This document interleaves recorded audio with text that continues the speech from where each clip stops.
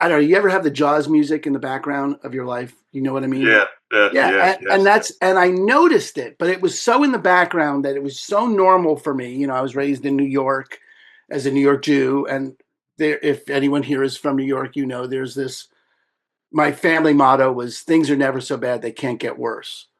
Mm. It was just always waiting for the other shoe to drop, but it was so normal for me. I never noticed it, and then in that moment, I noticed it as inappropriate, and I thought, "Oh, this is weird. What is this about?" And I saw that I was playing a game. My life was a game that I was trying to accumulate enough that I would not have anything to worry about. Welcome to the Systems Thinker Show. Season 7, Deep Dive number 59. Yeah, and we just want to send out our deepest gratitude to you, our listeners, across 56 countries. It's been wild. It really has. But, hey, a quick favor before we start.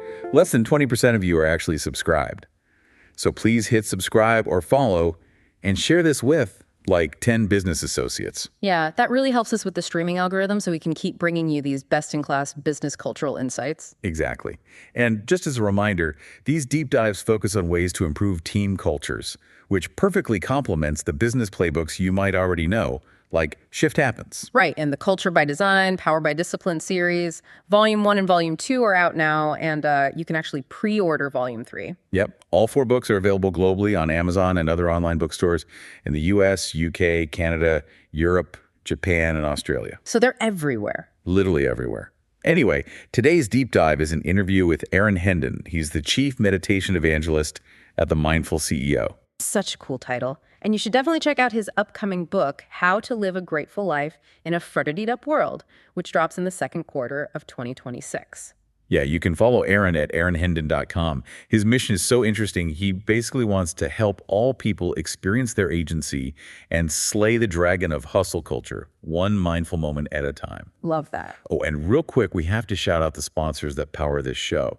We've got Crunch Time Gourmet Popcorn and Apples out of Bridgeport, West Virginia. Oh man, their homemade caramel is amazing. It's all crafted in small batches from a secret recipe. Right. If you want to hit a flavor, you have to try the Apple Thai Caramel Apple.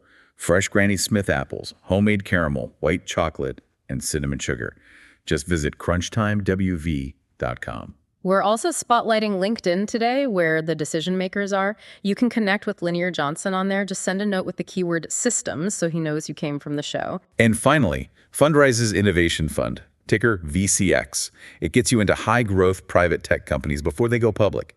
Check it out at fundrise.com/GenieCX. Hey, how you doing, Aaron? Welcome to the podcast. Linear, I'm doing great. I really appreciate the opportunity. How you doing? Well, I'm doing fantastic, doing fantastic. Hey, let's talk about a little bit about your title, which is interesting. You're the Chief Mediation Evangelist. You know, Meditation. meditation evangelist. Yeah, thank you. What does that actually mean in practice? Well, I said it. It's a little tongue in cheek. I always appreciated business cards that say Chief Bottle Washer. Right, right. On one man shows, like that's sort of the name of the game for one man shows, and but I was always turned on by the folks in the early days of Microsoft. I had friends that were the Yeah. USB evangelists. Yes, They yeah. had to go around to various, Oracle and whatever, and have them adopt the standard. And they Yes. were USB evangelists. And I thought that I've always been passionate about whatever I'm passionate about. If I get my hooks in something, I'm like, everyone's got to do it. And, I got that way about meditation over the last few, I don't know, 5 years. And I just thought that would be a really cool title. So, Oh, given it's perfect. my business, I'm the chief meditation evangelist. No, so that goes right into the next question. The event that happened back in 2023. Yeah. When you realized that, you were still anxious despite being successful, the family was doing well, the business Mhm. was thriving. What changed at that moment for you? Well, I was on a retreat with my wife, the person I love more than anyone, my best friend. Beautiful location, kids are healthy, everything's good. I'm a real estate agent also, I have 5 deals in escrow, so really nothing to worry about, but I was worried. And I don't know, you ever have the Jaws music in the background of your life? You know what I mean? Yeah, Yeah, and yes. and I noticed it, but it was so in the background that it was so normal for me. I was raised in New York as a New York Jew, and there, if anyone here is from New York, there's this. My family motto was things are never so bad they can't get worse. Mm, It was just always waiting for the other shoe to drop. But it was so normal for me. I never noticed it. And then in that moment, I noticed it as inappropriate. And I thought, oh, this is weird. What is this about? And I saw that I was playing a game. My life was a game that I was trying to accumulate enough that I would not have anything to worry about. gotcha. And, there's no enough. There's no top Right, to enough. right, There's right, right, never enough. That's the problem with enough is that there's never enough. And I thought that's crazy. I don't need to. What other game could I play? If I right. wasn't going to play that game, what other game could I play? And I started to play a game called um, Focus What I Put My Attention On. So I don't have to worry about all these others. I could just focus on what needed to get done in the moment. And Mm, I've been I've been practicing meditation on and off for since I was in my 20s, so 40 years. Um, but this got me turned back onto it. This was like, oh, I bet this is what meditation is good for. And I got back into mindful meditations and got myself certified as a mindfulness meditation instructor out of it because I thought it'd be good to train my sales team in that, my real estate agents in that, and then in later on in that year, as I was training, the worry disappeared, and I thought, I mean, I remember I was at a stop sign and I was like, where did that go? Where's right, that feeling in my chest? That's not here anymore. right. And I realized it was the worry that was gone. And I thought, okay, I have to share this with people. This is something I need to do. And that Well, was sort of that's the catalyst for this. yeah, that's a perfect transition where I want to go next. Talking about your mission and the worldview. Your mission is trying to help people experience their agency and challenge the hustle culture.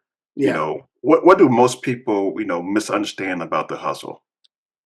Well, the hustle is sort of the, I don't know if it's ultimate. We'll see. Ultimate is some kind of judgment that doesn't get higher.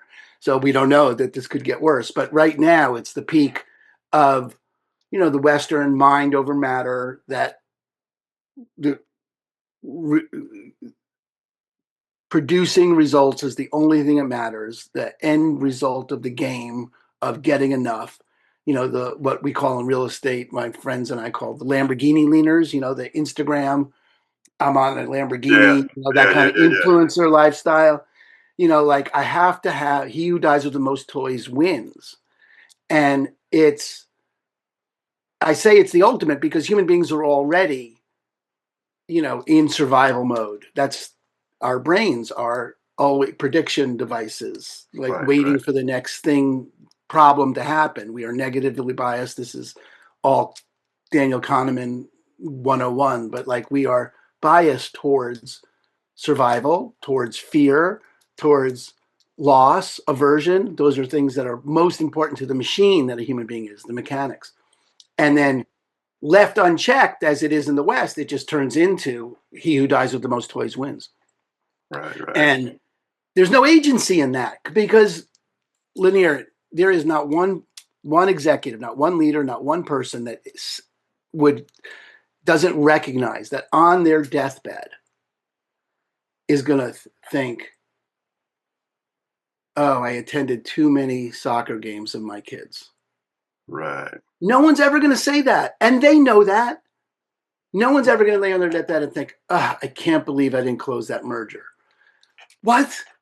Right. That's not what's important to a human being. And we all know it intellectually, but we can't live it inside with hustle culture being undistinguished. We can't live it without slowing down enough to see it. So there's no agency available, in my view. It's just all automatic survival. And I'd like people to slow down and get the opportunity to act consistent with what they want to be able to say they accomplished on their deathbed, Mm, not whatever mechanics are running around that this game that I was playing. right, right. Well, let's talk about stress, suffering, and performance. Mm, Uh, you say pain is inevitable, yeah, but suffering is optional. yeah. What's the difference? Well, pain is the immediate, impact of reality. You lose a client, you there's some great loss. There's someone dies, you lose something. Life is impermanent by its very nature. Right. We cannot avoid pain. And in fact, the avoidance of pain is one of the games that people play. Like, I'm not going to fall in love. I'm not going to go do that again. I'm not going to do that. And we take ourselves away in hopes that we don't experience that pain. So we just have this general level of pain instead, um, a predictable level of pain, all pain avoidance. But pain is unavoidable. So that's just the way life goes for human beings. But suffering is the story we tell about the pain, is the fear of the pain that we have, like that pain avoidance is now we're living constantly suffering, afraid that that pain is going to happen again. We make up things to worry about in the Mm. future, things that haven't even happened yet. We all, worried about, I'm worried about losing that client. Okay, well, what good does that do you? That's just all mental chatter that you're layering on top of yourself. Right. That's optional. You don't need to do any of that. Well, let's discuss your framework. The 5 A's framework. Yeah, Can you walk us through? sure. Why most gratitude practices fail because they skip the groundwork. Yeah, well, this came to me, I was investigating this, so this whole thing about losing the worry, and I started teaching people meditation and mindfulness. And it struck me that, the typical access to gratitude is a gratitude journal. That's everyone talks about gratitude. Every coach in the world, TikTok influencer to Oprah, talks about creating a gratitude journal where you write down the things you're grateful for, which is fine. I mean, it's okay, but it doesn't deal with the grief that we feel, the frustration, the upset, the all that. It's like, Right. in my view, it's like putting icing on dog shit and hoping it's going to taste like cake. Mm. It's just icing on dog shit. You just haven't done anything about being with the pain that's inevitable in life. You can't, you're trying to avoid all that. So the 5 A's are awareness, allowance, acceptance, appreciation, and then an attitude of gratitude. So awareness, allowance, and acceptance are the three that we're really bad at. And that if you don't do that groundwork to train yourself in noticing without judgment, which is a killer for us, right? We are Right. judgment machines. We are threat assessment machines. We're judgment machines. Excuse me. Everything's good, bad, right, wrong, should happen, shouldn't happen. For ourselves, how many people listening are their own worst critic, harshest critic? Judging ourselves, judging others. None of that's awareness. That's all just the water we swim in. If you could slow down and notice that you're judging, oh, this is what's happening now. So you start to notice this is what's happening now. I'm judging, or this is happening, or whatever it is in our environment is happening. This is the way my clothes feel against my skin. These are all, that's a practice you could use. This is how my feet feel on the floor. Just a way of getting your awareness. Um, and then allowance is you are uh, no longer arguing with reality. Mm. What is, and what isn't. It's not. It should be, shouldn't be. None of that. That's all a judgment layered on. This is happening. There is that client did say this. My partner said that. This is how that, and that is how it. And we're going to allow it to be exactly. And I feel this way about it. I'm upset about that. Good. I'm going to allow myself to be upset. How many times do we say I shouldn't be this upset? All the time. Who the fuck says you shouldn't be that upset? That's not in the, you're upset. So you Right. allow it to be the way it is just for a minute. Just let it, just breathe in it for a second. It is that way. And then acceptance is different than agreement. It's different than acquiescence. It doesn't mean that it's you support it. It Right. means you accept that it's there, it's in your life. You have, in fact, this is something I just opening up for me, but without accepting it, especially when things are unacceptable. I'm thinking particularly of everything that's turned up out of the Epstein files and this entire reality that has shown up regarding what has passed for leadership Right. in our world, not just this country. Um, and that's unacceptable. It's Mhm. unacceptable. People are raping and killing young girls. Okay, that's just I don't think we have to argue about that. But until you accept that that's happening, you can't do anything about it. You have to accept that the unacceptable is happening Right. before you have any access to saying anything. I'm going to do something about it. If I don't accept that it's happening, well, I use the metaphor of a dirty jacket, which seems trivial now that I've brought up Epstein. But you bring a dirty jacket into the dry cleaner, they can allow you in the store, but nothing happens to it until they accept the jacket. They're not going to clean it until they accept it. So they can allow it, but not accept it. And until they accept it, nothing happens. And then once you've developed that, which is why I'm a meditation evangelist, because that awareness, allowance, and acceptance is what gets developed in a human being when they meditate. That's the muscle you're exercising in meditation. Meditation is not the point. Like, um, no one lifts weights to get really good at picking up round iron circles. Right. The point of lifting weights isn't to get good at that. The point of meditating is not to get good at meditating. The point of meditating is to be able to become aware, allow, and accept what's happening as what's happening. And once you do that, what's funny is appreciation pops up like a cork when you take your hand off it underwater. You hold the cork down and you let it go, it pops up. Appreciation just pops up. Boop, right there. It's always right there for people when they stop resisting life the way it is. And then an attitude of gratitude is just noticing what you appreciate as a gift. If you appreciate something as a gift, that's gratitude. That's what I call gratitude, whatever that is. And you can generate that just by practicing awareness, allowance, and acceptance, and then looking for what is there to appreciate about this moment. Because if you're not resisting the way it is, there is something to appreciate. And then once you do, if you can view that as a gift, that's gratitude. So that's the 5 A's. Gotcha. Gotcha. Now, out of the 5 A's, which step do leaders usually struggle with the most? Uh, I think the hardest one for people is somewhere between allowance and acceptance. Is certainly accepting something. Like it's easier to resist it. It's easier to make it wrong. It's easier to judge it. It's easier to say that shouldn't be that way and fight against it. But the law. There's a ontological law of the universe. Whatever you resist persists. If there's so if you're resisting it, you're adding mass to it. You're uh,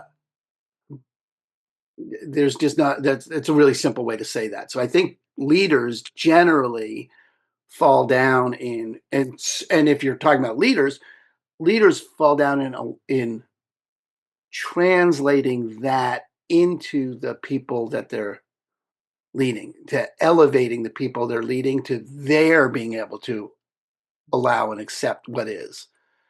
Most people's relationship to leaders is that person's going to judge in a work setting. That my manager is going to judge me, Right. and it's difficult for a leader to get communicated over there to the person in their employ that we're not here to judge you. We're here to elevate your performance. We're here to we can certainly judge your performance against whatever we said we were out to accomplish, but we're not judging you as a human being, and your failure or your success isn't a function of you as a human being. But if you make that a safe space for allowance and acceptance, I think that's where leaders fall down, is creating a safe space for everyone to allow and accept what is as what is. Gotcha. Well, let's talk a little bit more about leadership. Let's transition over to leadership and Mhm. organization cultures. How do you build a high performance culture that doesn't necessarily, secretly destroy people? Well, it's good. Yeah, I love sports. Sports metaphors always work for me like that. And I'm a I live in Seattle, and my Seahawks just did this. So, you know, Congratulations. thank you. Nothing better. Nothing better. Season ticket holder here. Nothing better. And we went from Pete Carroll to Mike McDonald as head coaches, and both of those men are very clear about their job is to put their players in the best position possible to maximize their individual skill sets. Hmm. And uh, if the leader, and before this, I'm also old, so I remember a guy named Phil Jackson has Yeah, a few championship rings with a yeah, few different teams. yeah, And he has a protege named Steve Kerr who used to play for him, who also has a few rings. yeah. And there's a reason he was the Zen master. These are men who see the wisdom of, let's maximize this person's skill set and Mm, have that person right. Uh, Pete Carroll used to say, "Look, if there's if the player doesn't perform, and I see a coach yelling at him, I know the coach hasn't done their job, because mm, the it's the coach's responsibility to put that player in the position to maximize their best performance." And right, I think leaders need to, and you know, it's quote unquote easier to churn and burn. Let's just throw people at the wall and see what sticks. Let's get a right. whole bunch of people in here and grind them out like a meat grinder, than it is looking at each individual person and seeing what that person needs. And you're building a relationship with that person so that person knows that they are listened to as and valued as an individual, Hmm.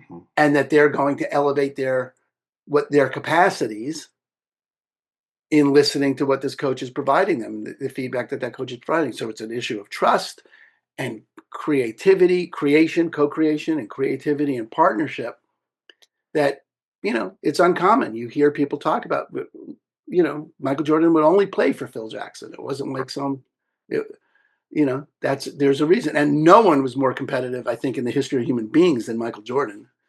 And he still is. He's a winning NASCAR owner now. He is just not going to lose, so yeah. Well, with that, like I say, I would say if and they may be clients of yours, Phil Jackson and the coach for the Seahawks, they get it. Now, what Yep. about the leaders who, they sit back and go there and they worry that, this type of ease and presence of gratitude sound too soft for me to seriously run my business. I mean, what would you say to those guys? Okay, well, how many rings do you want? I mean, but really, you can, there's this myth in hustle culture. I work better under pressure, Mm, and you've mm, heard that from people. I work better yeah, under pressure, right? If you take that apart, it's not true. Nobody works better under pressure. What that means, because really, if you had to choose between working frantic, chaotic, and upset, or working calm, present, and centered, yeah, no one would choose the latter. right. The former, sorry. No one Former, would choose the former. Yeah.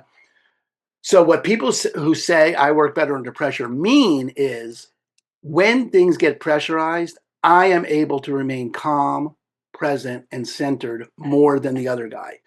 The game slows down, yeah. Hmm. right? The game, you hear that all the time. Yeah, especially when Michael used to talk about that. The You know, game slowed the, down for the, the him, hoop was right? like it was that big. It slowed Steph down. Tiger Curry, Woods that's used to talk right, about that. And talks Steph, about exactly. Yep. the game slows down for them. That means under pressure, they're able to remain calm. Why are they able to? Is that soft? Are they No, soft? They're no. not soft. They train themselves to be calm when things get pressurized. And if you need neuroscience, because people, do, right? Meditation has a 2,500 year plus history of working, right? It Right. predates the Buddha. But in the last 70 years, there's over 3,000 scientific studies that demonstrate that meditating 10 minutes a day, literally just 10 minutes a day, watching your breath,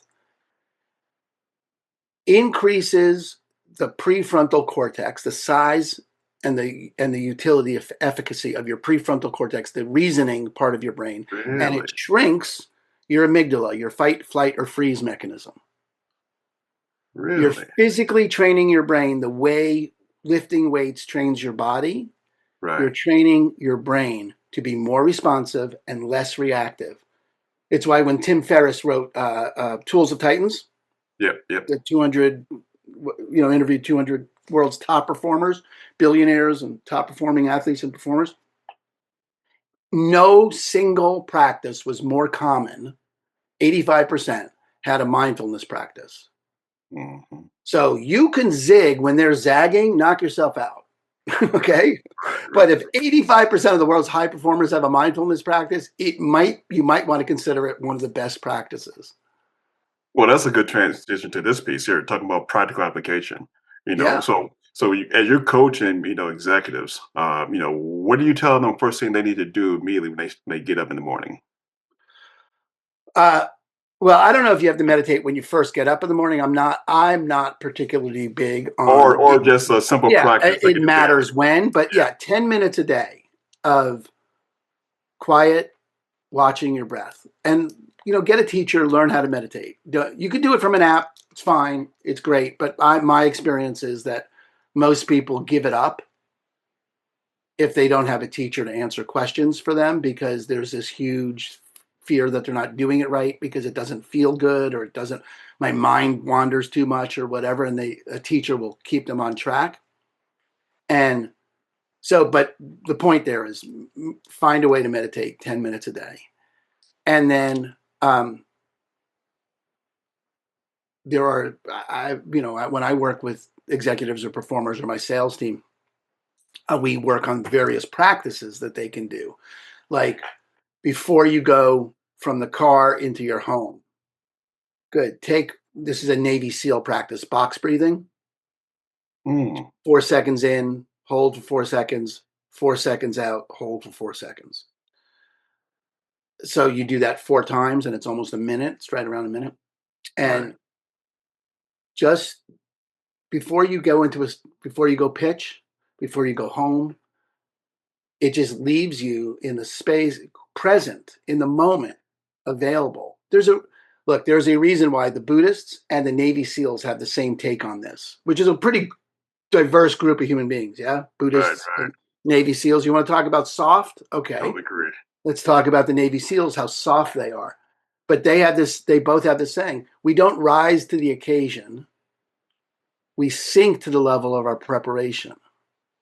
Mm, Steph Curry isn't rising to the occasion. He's just prepared more. He has taken the same shots in practice more times. Kobe practiced more than they right. practice. So you practice being centered and grounded. So when things come up, you can because you're going to sink to the level of your preparation.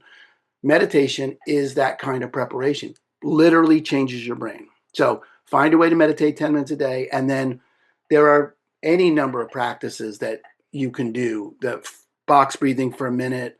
My favorite thing is just when I'm walking into a listing appointment, I, I, I think I notice and I become aware of what my feet feel like on the ground. I put all my attention on, this is what my feet feel like on the ground. Mm, Not they feel hot, warm, cold, just the experience. Because the mind time travels. It's always worried about the future or regretting the past. Your right. mind is Right. always time traveling. Your body is always in the present. You want to get in the present? Just check out what your feet feel like on the floor. And now you're in the present. And you practice that so that you have a space of being present for people, which means you can hear what they're saying. You're not, I train my agents, and there's a thing in real estate or in sales, really, of commission breath. Do you know what that is? No, no. Commission breath. Commission breath is, I need this sale. I need this Oh, listing. I need yep, you to yep, buy yep, this house. yep. I need you to buy this car. It's commission breath. I'm like speaking to you, but I need you to do something for me. And Mhm, in every case that fails. That's always the worst experience for the consumer. I mean, maybe they wind up buying, but it ain't because you needed them to. right, right. And but you've got to let go of the future, and you got to let go of the past, and you got to be here for what the customer wants, which is why we saw 160% increase in sales after I trained my team in this, because they were available for people. They're Mhm, just here. What do you need? I'm okay right now in the present. I'm really okay. And if you think about the vast majority of your life, you're okay. There is mhm, no threat. There's no tiger in the bush about to mhm, jump out at you. You're mhm. really okay. Does your full body communicate your okayness? Right, And when you re- and when look, when you relax and trust the moment, you know what your customer does? They relax and trust you. right. It's a big deal. So learn to Well, let's meditate, talk let's practice. talk about your book. Oh yeah. What do you want readers to get the most out of your book? How to live a graceful life in an effed up world. Yeah. Well, first is, I'd like people to stop resisting that the world is effed up. Toxic positivity and spiritual bypassing doesn't work. Like I was talking about icing on dog shit. You got to get that things, you know, are not ideal. Just from any kind of judgment assessment of this current situation. And it's okay that it's fucked up. Mhm. It's not you just acknowledge it. You don't have to pretend it's not there. And I'd like people Right. to have the freedom to stop pretending. That thing about I shouldn't be so upset. I don't know that that's true. I think why you maintain being upset is because you're resisting how upset you are. Mhm. And in fact, there's a whole school of thought about why, people keep making the same mistakes over and over and over. Why did I do that again? Why did I overspend? Why did I oversleep? Why did I do that again and again? I know better than that. Is because it's at least predictable. I'm familiar with that feeling, and I'm Right. not, and the uncertainty of what's next is too confronting for me. So I'd like you to get that that's all part of the human experience, and that people perform better when they're grateful, when they're in the presence of the gift that life is. Mhm. When you have gratitude descend upon you from time to time. If you saw your child born, or you've celebrated drinks on the deck after a good closing, or you see a great sunset, gratitude happens, and that experience in your body, but you don't have any access to generating that on a day-to-day, moment-by-moment basis. Right. And so we're not left with that experience that we want to have on our deathbed of real gratitude for the life that we got to live. And I'd like people to get that they can have that experience moment to moment, that they can actually have in the face of whatever it is they're dealing with. They can have the profound experience of being grateful for it, how it is right now. That's what I would really like people to get. Oh man. Awesome. Awesome. Now, Aaron, where can people go to find, your work and, and ways to be able to contact you? And I'll put that information in the link below Great. in the notes. Well, my website, aaronhendon.com, has pretty much holds everything. It's links to my live cohorts and my book when it's published and things like that. You can access me there. There's my Substack is available on a link on that page. So aaronhendon.com. Oh, fantastic. Now we end every episode with a question, and then we'll Okay. close on your answer. Okay. What is one challenge you would leave with leaders who want results and fulfillment, but not one at the expense of the other? Say the beginning part of the question again. I got Yeah, wrapped around yeah, the axle of yeah, the end part. yeah. What is the one challenge you would leave with leaders who Yeah. want results and fulfillment, but not Not one one at the at the expense of expense the of other. the other? Great. The challenge, this is going to be the most difficult challenge we face, is to slow down. Slow down. And that is a challenge. Everything is wired to get our attention. Our attention is scattered intentionally. Your attention is $1 trillion business to the advertising companies. Right. Facebook has spent billions of dollars to decide what color blue a button needs to be to get your attention. Mm-hmm. Your phone is constantly ringing, constantly distracted. Slow down, notice it all. Take a breath. Not everything needs to be answered right this second. You can notice that whatever it is, notice the suds in the sink as you do the dishes. Notice your spouse's hair color. Notice, your kids giggle. Right. The way your car sounds, whatever, just notice it all. Be slow down and look around.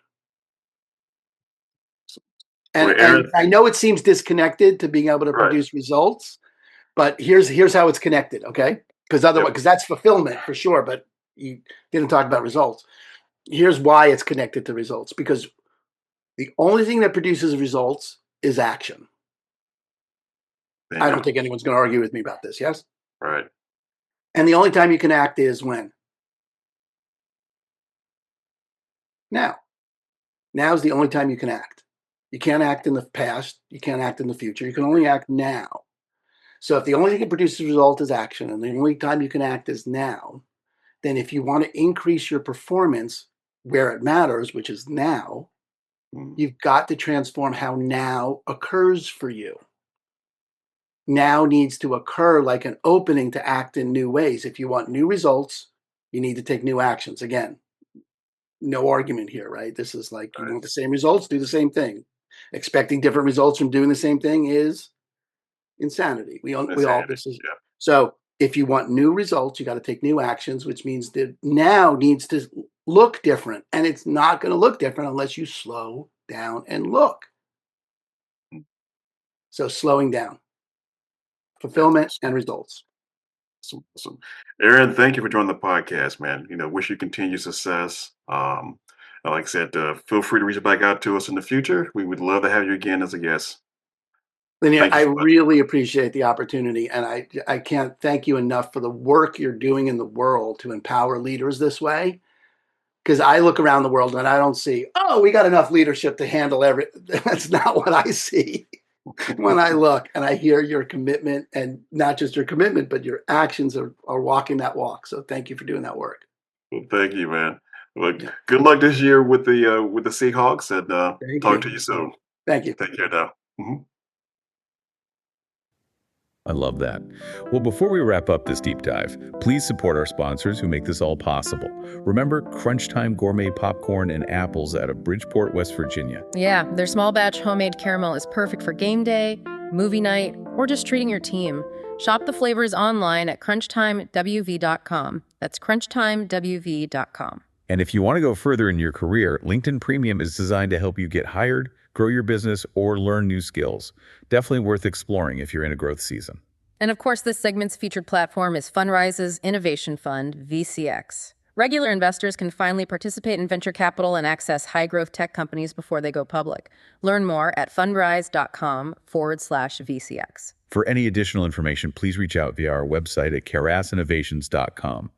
And be sure to check out our other deep dive show, The Continuous Improvement Lab. And our YouTube channel at Karas Innovations Group. Also, a huge thank you to our executive producer and founder, Linnea Johnson. Absolutely. So we'll leave you with this final provocative thought to mull over today. If your mind is a time machine constantly visiting past regrets or future anxieties, what crucial detail are you entirely missing right in front of you today?